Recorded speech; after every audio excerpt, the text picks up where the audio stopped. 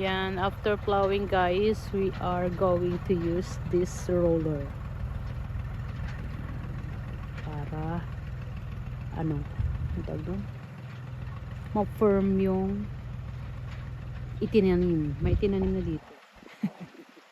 Na ano, Italian, nawa na Italian grass. Grass, basta grass.